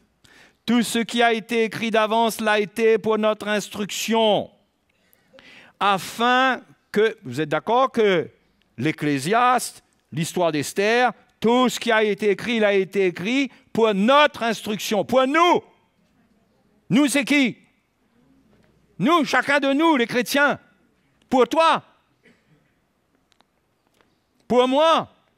Afin que, par la patience et par la consolation que donnent les Écritures, nous possédions l'espérance. Nous possédions l'espérance. Et vous savez, c'est avec ça qu'on doit mener le combat de la foi. C'est pourquoi, quand on connaît le Seigneur, on connaît ses voies. On sait qu'il tient les temps et les circonstances dans sa main. On a une foi pour se dire, d'une manière ou d'une autre, Dieu va faire quelque chose. Hein? Ça augmente la foi, non?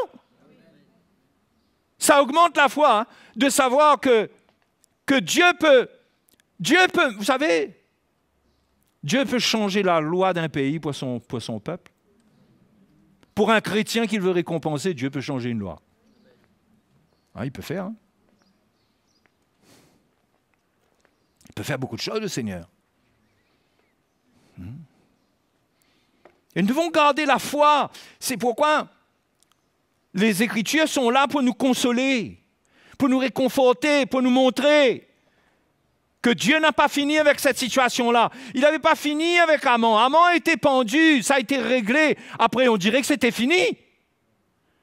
Parce que le décret avait déjà été lancé que les Juifs allaient être massacrés. Comment on allait sortir de là? Puisque c'était irrévocable. Le roi ne pouvait plus revenir sur sa décision. Ah, il y a une sagesse qui est venue et le roi a signé comme quoi les Juifs pouvaient se défendre. Oh, la Bible nous dit que les gens du royaume ont tellement eu peur. Il y a beaucoup qui sont devenus juifs rien que par crainte d'être massacrés à leur tour. Parce que la grâce de Dieu était sur ce peuple. Dieu voulait garder son peuple. Et c'est avec ce genre d'histoire qu'on doit édifier notre foi. Dieu contrôle les circonstances. Parfois, à quoi est-ce que nous rattachons notre vie? Nous rattachons notre vie à quoi? À l'économie? À l'économie? Au contexte économique? Oui, les temps vont être difficiles, mais Dieu a des pions, Dieu a un plan. Dieu prend soin de ses enfants, il l'a promis, le Seigneur a dit, mais s'il prend soin des champs, des lys, s'il prend soin des moineaux, Il dit combien à plus forte raison il prendra soin de vous, gens de peu de foi. Pourquoi vous inquiétez? Donc il y a des choses qui se passent dans notre vie qui produisent une souffrance dans notre chair parce que avec cela, le diable utilise beaucoup de choses pour amener de la souffrance, mais nous devons garder la foi parce que comme pour Haman, Dieu a un plan pour renverser le plan de Haman. Mais c'est là, on doit s'équiper de cela pour être dans la foi. On doit connaître les voies du Seigneur. On doit savoir quel Dieu c'est. C'est le Dieu qui peut produire une circonstance à un endroit, à un moment donné, où là, tout est renversé et tout nous est favorable. C'est pourquoi l'Ecclésiaste dit que la course n'est pas aux agiles, le pain n'est pas pour les sages. Vous savez, parfois, ce n'est pas celui qui est le plus intelligent, qui a fait le plus d'études, qui parvient à un travail ou dans une situation qui est plus sécurisée. Ce sont ceux dont Dieu prend soin et dont il favorise avec le temps et les circonstances. Sans diplôme parfois. On a des témoignages, mes frères et sœurs. On a des témoignages au milieu de nous. Peut-être que vous-même, vous êtes un témoignage. Peut-être que vous connaissez des gens qui ont bac plus 6, plus 7, qui se battent dans la vie. Vous n'avez rien du tout, mais vous avez un travail. Vous avez trouvé grâce. Tout d'un coup, votre patron, il y a quelque chose qui l'anime et vous lui plaisez. Dans le bon sens. Il y a le mauvais sens aussi qui peut venir. Vous allez à un rendez-vous de travail. Moi, je connais des frères qui ont été à des rendez-vous de travail. Il y avait des pistons qui étaient déjà engagés pour que le poste soit pris. Mais ce jour-là, le Seigneur a tourné les situations. Pouf, pouf, pouf, pouf. La personne, soi-disant pistonnée, n'a pas eu son travail. Et le frère a appris qu'il y avait quelque chose qui était en cours pour que cette personne obtienne le poste. Mais c'est lui qui l'a eu. Non, mais il y a des choses comme ça. Vous savez, ceux qui craignent Dieu, ils ne manquent d'aucun bien, la Bible nous dit. Le Seigneur peut prendre soin de vous, ouvrir une porte pour vous, à n'importe quel moment. Il faut accepter que c'est sa main qui nous conduit. Oh, le psaume 95 dit, oh, si vous pouviez comprendre, si vous pouviez accepter cela, que Dieu, la main de Dieu conduit son troupeau, vous seriez heureux, quel bonheur si vous pouviez comprendre que sa main conduit le troupeau. C'est lui qui conduit son peuple. Et d'accepter cela, et d'accepter le temps, le moment difficile, parce que les temps et les circonstances, la Bible nous dit que Dieu permet un temps d'épreuve, mais après ce temps, il nous a fait amis, il nous sanctifie, il fait son travail, mais après, il fait aussi une œuvre, il fait un miracle. Voyez le miracle de Dieu? Le miracle de Dieu, c'est pas créer quelque chose comme ça, simplement. Hein? C'est que depuis longtemps, Dieu a prévu ce qu'il faut. Dieu a prévu ce qu'il faut depuis longtemps. C'est pas... Nous, on dit, Seigneur, fais quelque chose. Mais Dieu a déjà fait. Ça a besoin de se manifester. Et c'est la foi qui va déclencher cela. Si on a la foi, on garde notre cœur pur, on est réconforté, on est consolé dans notre épreuve, dans notre moment difficile, et on s'attend à lui. Et on sait que ce Dieu-là, il peut nous étonner et manifester des choses qu'on ne peut jamais pronostiquer. Vous savez, c'est extraordinaire de voir que le Dieu que nous servons, il a créé les étoiles, il a créé les planètes, il a créé les constellations, il a créé les galaxies. Et tout ce bazar-là est en haut. Et tout ça, ça tourne dans tous les sens. Et la terre avec l'homme dessus est au milieu. Et l'homme est en sécurité au milieu de ce grand truc-là. Et tout tourne. Les planètes ont rendez-vous avec d'autres planètes.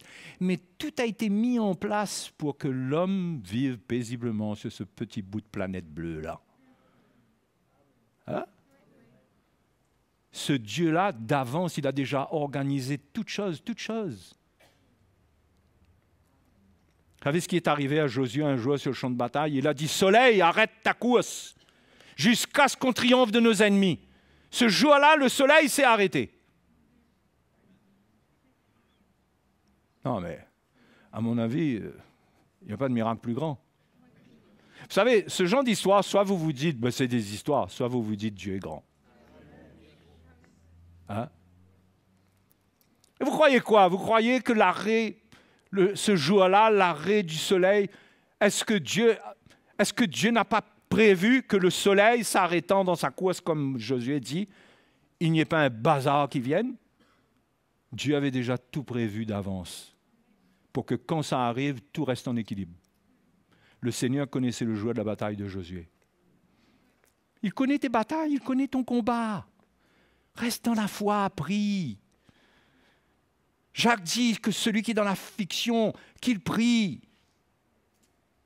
Hein? Qu'il prie. Si tu dois pleurer, oui, pleure. Pas de problème devant le Seigneur, mais ne perds pas la foi. Pleure quand de ta souffrance, pas parce que tu doutes que Dieu va agir. Ça, c'est de l'incrédulité. Mais garde la foi. Alléluia. C'est pourquoi la croix est importante. Comprendre la croix, c'est important. Parce que la croix, c'est apprendre à endurer pendant que Dieu agit en notre faveur. Apprendre à endurer pendant que Dieu agit en notre faveur. Et ça va nous permettre de rencontrer les pions. Et il y a un moment, il y a un jour, on rencontre quelque chose, il y a quelque chose qui se passe. Les frères et les sœurs, moi, je suis en admiration devant ce Dieu-là. Hein? Je me souviens à une époque de ma vie où ma femme et moi, on avait tout quitté pour aller à l'île Maurice. Et j'avais vendu guitare, même mes livres bibliques, tout, on avait vendu. Ça c'était au retour qu'on avait vendu pour payer des dettes qui nous attendaient à notre retour. Mais on avait tout quitté, on était partis. Mais c'est incroyable comment le Seigneur est intervenu pour nos vies. Comment Dieu a ouvert des portes pour que je puisse avoir un emploi. Ensuite, c'était trop dur, c'était un gros fardeau. Le frère Mickey m'a dit, mais je crois que le Seigneur va ouvrir une autre porte pour toi. Parce que si tu veux être libre pour servir le Seigneur, Dieu te donnera les moyens. 15 jours après, je découvre qu'il y a une société qui cherche quelqu'un pour tel emploi. Et j'ai eu un travail selon le cœur de Dieu. Le Seigneur a pourvu. Et j'ai fait mon petit chemin, pas dans la facilité, mais le Seigneur a pourvu. Le Seigneur a fait des miracles, des choses incroyables que Dieu a fait pour prendre soin de nous, de ma famille. Parce que nous avions à cœur, non pas d'avoir une grande carrière, d'avoir de l'argent, nous avions à cœur de servir le Seigneur. Et nous étions loin d'imaginer qu'aujourd'hui, nous nous retrouverions face à vous, en train de vous servir avec les anciens.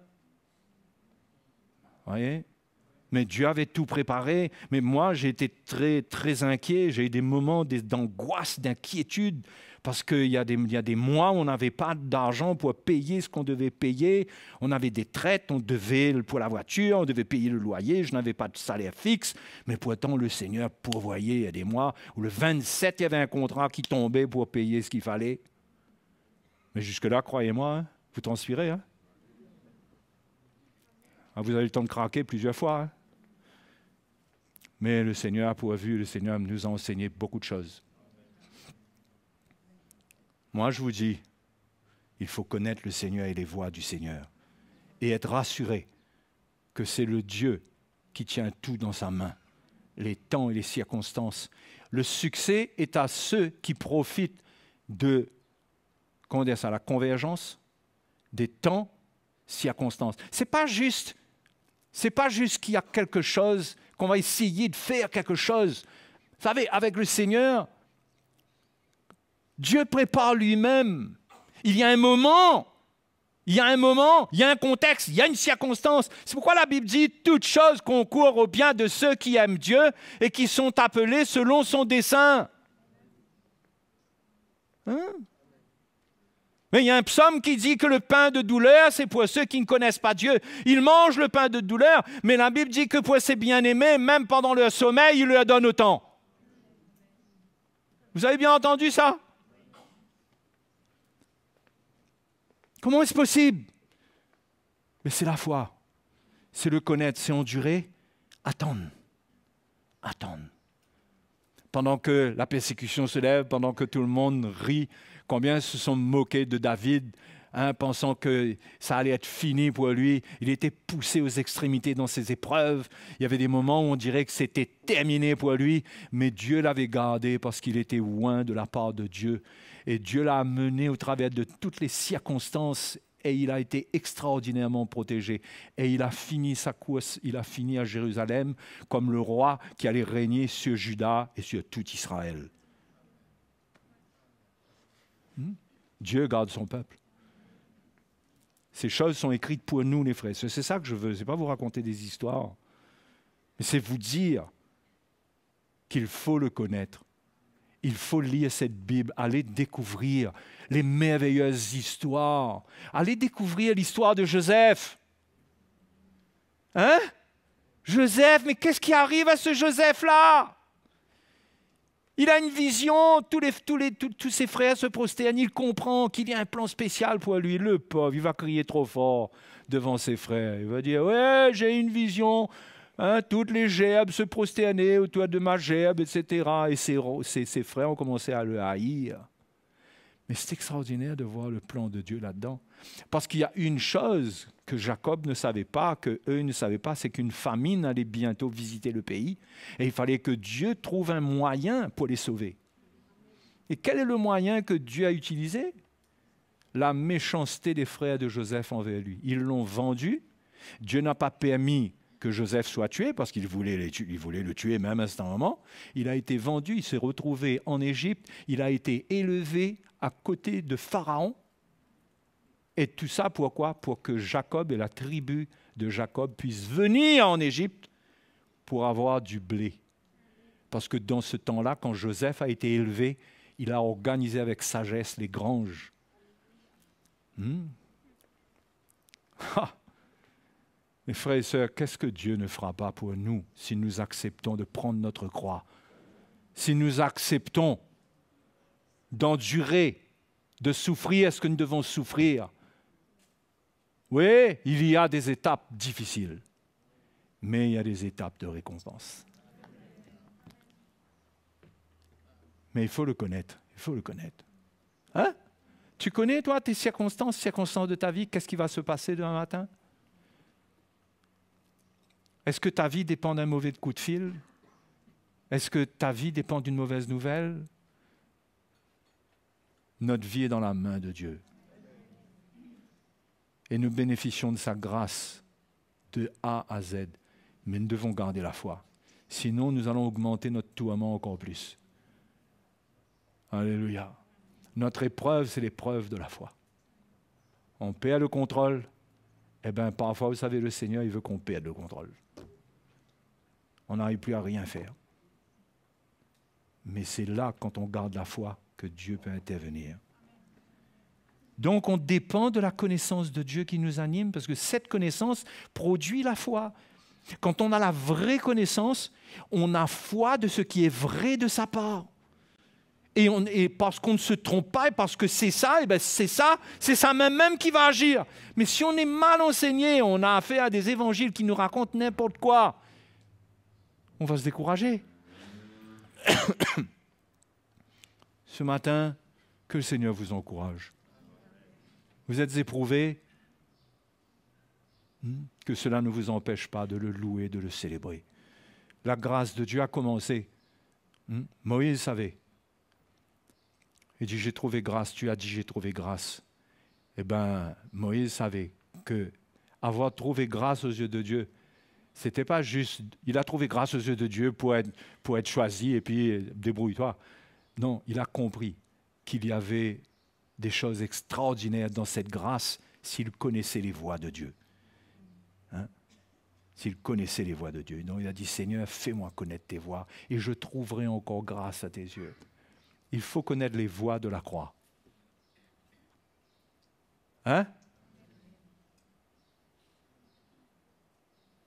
C'était difficile à suivre mon feuilleton ce matin? C'est digne d'un film extraordinaire, ça. Il y a des films qui ont été faits là-dessus. Je ne sais même pas si c'est bien fait, d'ailleurs. Parfois, les Hollywood et tout ça, ils racontent ils mettent leur romance, ils mettent beaucoup de choses dedans. Mais c'est des histoires, Joseph, Esther. C'est là pour nous, Dieu veut nous dire, regarde ce que j'ai permis, regarde. C'est pour toi, pour que tu sois instruit, pour que tu sois réconforté. C'est pour toi que j'ai permis que tout ça s'est passé. Est-ce que Dieu peut m'aimer au point qu'il a permis au peuple d'Israël de passer par toutes sortes de chemins parce qu'il voulait faire un livre qui arrivait à la fin des temps, que j'allais ouvrir et dans lequel j'allais découvrir quel Dieu grand et merveilleux. Et même l'Ecclésiaste, dans son discours dépressif, il arrive à dire quelque chose qui est extraordinaire. Parce que si vous allez lire tout le livre de l'Ecclésiaste, il faut beaucoup prier en langue avant. Même l'Ecclésiaste contient des paroles de réconfort. Hein? Les frères et sœurs, croyez si vous ne croyez pas. Si vous n'avez pas la foi, ce sera difficile. C'est par la foi qu'on triomphe. Allons remercier le Seigneur ce matin. Alléluia.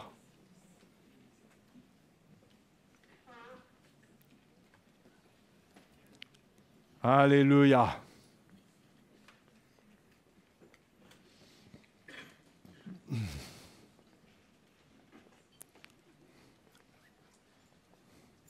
Vous savez, c'est différent, l'évangile où vous vous attendez à Dieu dans sa grâce. C'est différent d'un évangile où vous êtes en train d'être positif dans le nom de Jésus, que la porte s'ouvre dans le nom de Jésus. Hein? On finit par être méchant à un moment. On est dans le travail, on finit par dire ouais, que cet homme-là qui s'en aille, que je puisse avoir son travail, son poste, parce que j'ai besoin de son salaire. Non, mais vous croyez quoi? Vous croyez que les chrétiens sont purs dans leur cœur? Quand ils sont mal enseignés, ils visent la richesse, la convoitise monte avec la méchanceté, tout ce qu'il y a dedans. C'est différent. L'Évangile nous transmet une foi pour rester dans la paix, pour prier, nous fortifier, endurer et dire « Seigneur, j'ai confiance en toi. » Amen. Alléluia. On remercie le Seigneur, non? Il est digne d'être remercié, le Seigneur? Conduit toutes choses. Alléluia, merci Seigneur. Merci Seigneur. Nous te bénissons Seigneur.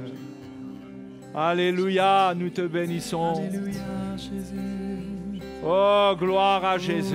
Gloire à Jésus. Oh, alléluia.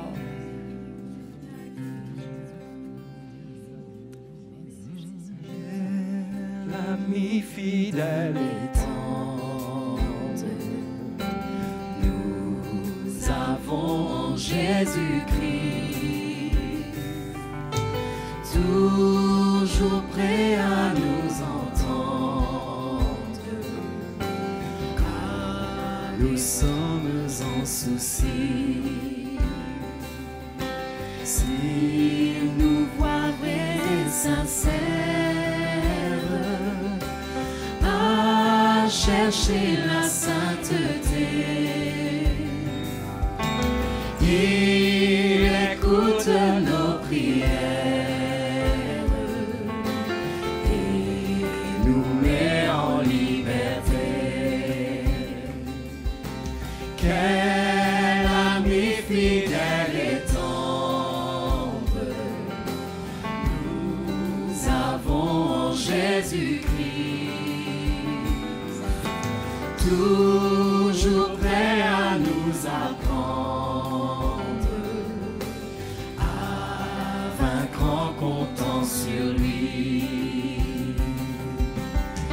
Il nous croit vrai et sincère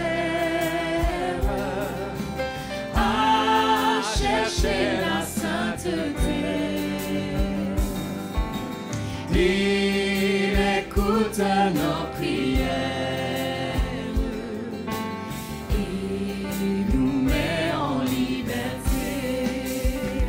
De tout notre cœur. Alléluia.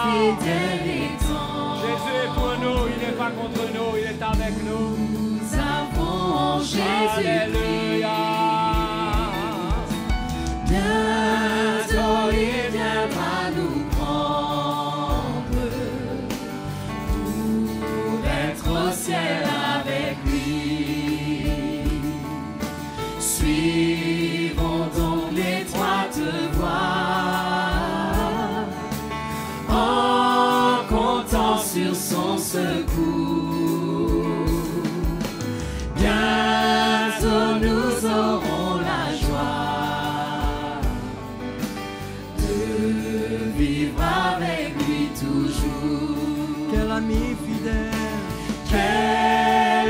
est fidèle et tendre.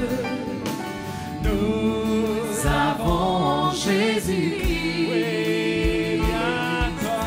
Bientôt il viendra nous prendre pour être au ciel avec lui. Bientôt il viendra nous prendre pour être au ciel avec lui. Alléluia. Je veux remercier le Seigneur ce matin. Élevez vos voix là où vous êtes. Remerciez le Centre. Tenez pas compte qui est à droite, qui est à gauche. Élevez vos voix vers le Seigneur. Louez-le. Remerciez-le. Oh, alléluia. Gloire à Jésus. Gloire à Jésus. Gloire à Jésus. Nous te remercions pour cela, Seigneur. Oh, que ton nom soit glorifié, Seigneur Jésus. Alléluia. Merci Seigneur. Merci Seigneur. Voyez la foi qui veut commander Dieu là. Ça c'est une foi dangereuse, hein? La foi qui veut utiliser le nom de Jésus pour dire, pour ordonner dans le nom de Jésus telle bénédiction et telle affaire. Ça c'est dangereux, hein? La foi c'est croire que Dieu a tout préparé et que je dois me soumettre à sa volonté. C'est lui qui conduit ma vie. C'est lui qui prend soin. Hein? Et il y a des évangiles qui vous enseignent, ouais, il faut que tu crois. Tu crois que la semaine prochaine, ton problème sera terminé. Crois dans le nom de Jésus. Crois. Oui, mais je crois. Et le problème continue. Ça veut dire que tu n'as pas la foi? Non, ça veut dire que tu n'as pas la vraie foi. Si tu as la vraie foi, tu restes tranquille et tu arrêtes d'être un petit peu arrogant et prétentieux et présomptueux. Et tu te dis, je suis tellement petit, je suis une petite créature, que Dieu a promis qu'il va prendre soin de moi. La foi, c'est le laisser agir. La foi, c'est rester dans le repos. Hein? C'est rester dans le repos. Et rester dans le repos, et dans le repos, et dans le repos. Alléluia.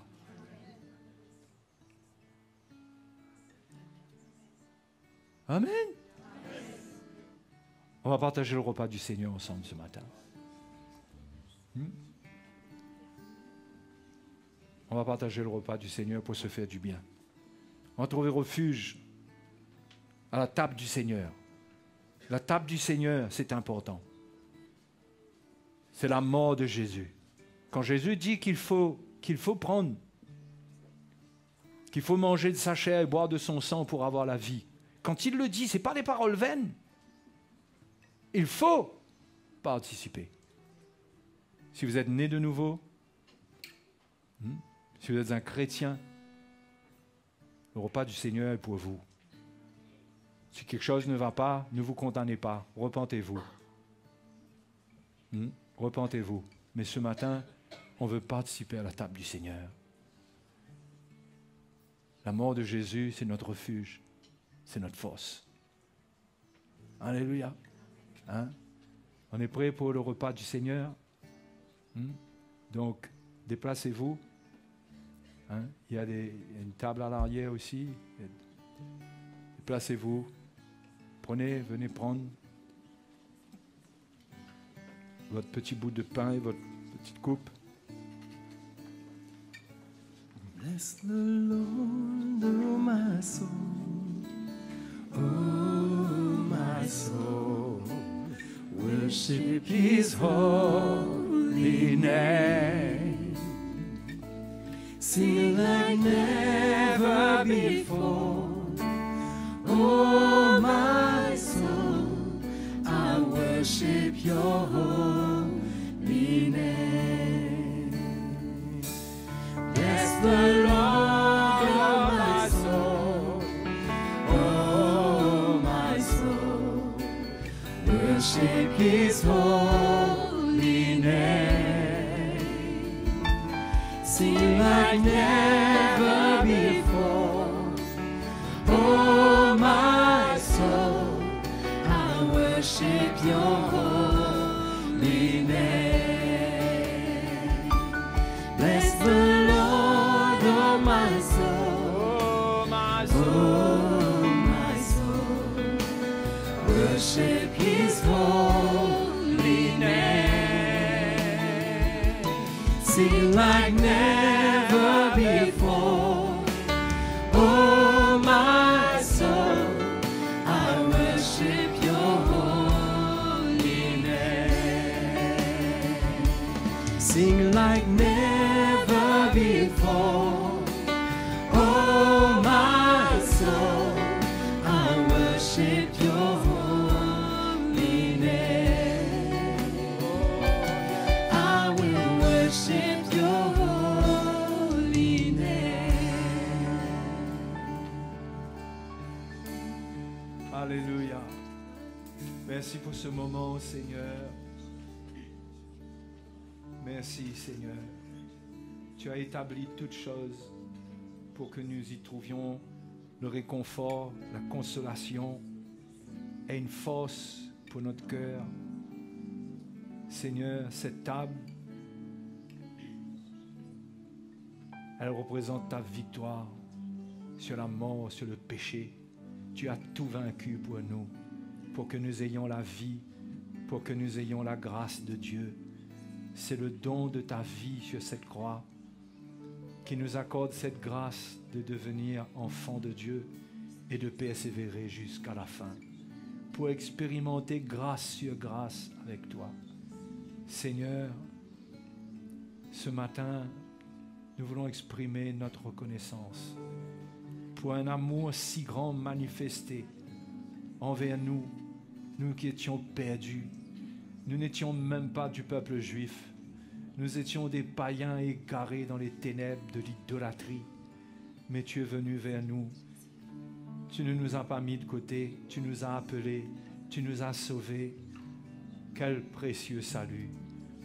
Quel précieux don de ton amour pour nous. Seigneur, merci de faire du bien à ton peuple ce matin et de rassurer chacun de nous dans son épreuve, dans son affliction, chacun dans son moment difficile, qu'il soit rassuré de la grandeur de ton amour, que le pécheur se repente de son péché, que l'enfant de Dieu qui a failli abandonne les ténèbres, qu'il se tourne vers toi, qu'il ne se lasse pas de pardonner. Car tu es notre Dieu dès maintenant et pour toujours. Tu es le Dieu qui ne change pas. Tu es le Dieu de toute miséricorde. Merci de manifester ta grâce. Merci de te révéler pleinement à tes enfants ce matin pour qu'ils soient encouragés, qu'ils sachent que tu es avec eux tout le temps, jusqu'à la fin des temps. Tu es avec chacun d'eux, Seigneur, chacun de nous. Seigneur, nous sommes reconnaissants.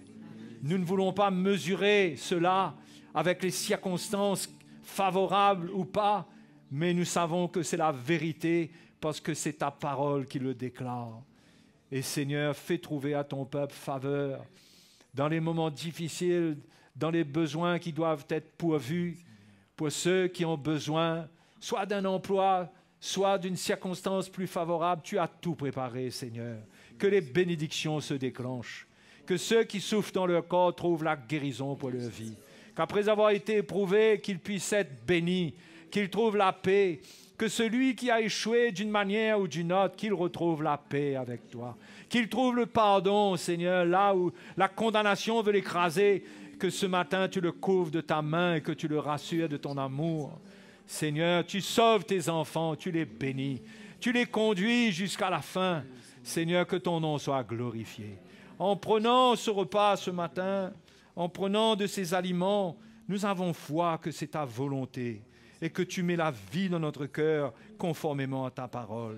Merci pour ta grâce. Merci dans le nom de Jésus. Merci Seigneur. Amen. Alléluia. Alléluia. Gloire à Dieu. Mangeons dans la foi. Jésus est bon. Alléluia.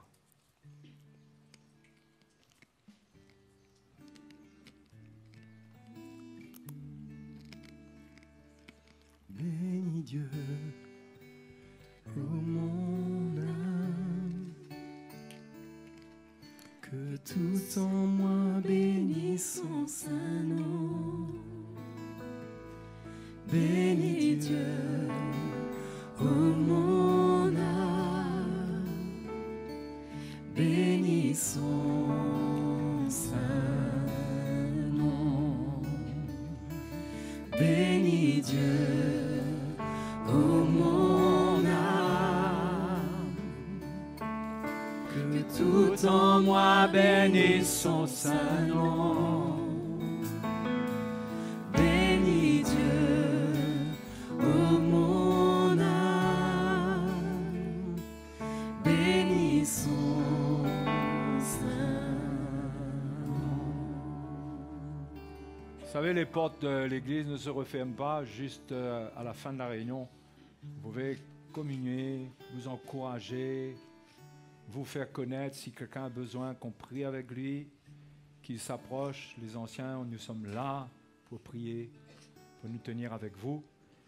Et l'église, c'est une famille. Profitons des moments de communion que nous pouvons avoir. Alléluia.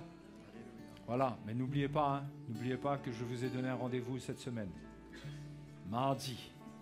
Ok? Et priez pour cela, que le Seigneur révèle sa parole, nous encourage.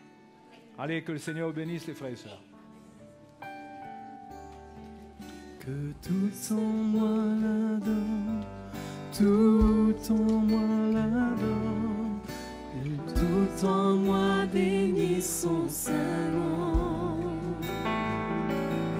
Que tout ce qui est en moi, tout ce qui est en moi, tout en moi bénisse son saint nom. Bénis Dieu, ô mon âme, que tout en moi bénisse son saint nom. Bénis Dieu, ô mon âme, bénis son saint nom. Tout ce qui est en moi, tout ce qui est en moi, tout en moi bénisse son saint nom.